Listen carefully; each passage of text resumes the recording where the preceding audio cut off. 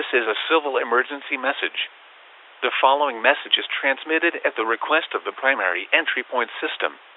The primary entry point system has issued a deviousness warning for portions of the United States, including the following areas: the state of California, the state of Indiana, the state of North Carolina, the state of Ohio, the state of Utah, the state of Kentucky, the state of Connecticut, and the state of New Jersey, effective until further notice.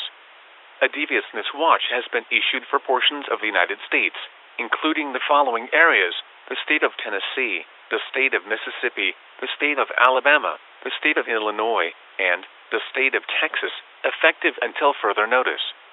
At 9:47 a.m. Pacific Daylight Time, or 9:47 a.m. Mountain Standard Time, or 10:47 a.m. Mountain Daylight Time, or 11:47 a.m. Central Daylight Time, or 12:47 p.m. Eastern Daylight Time, deviousness was detected in the warned area.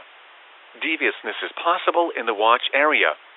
Deviousness can possess weather radios, create tobacco, and produce giggity-ness. Take all precautions to defend yourself and others from deviousness.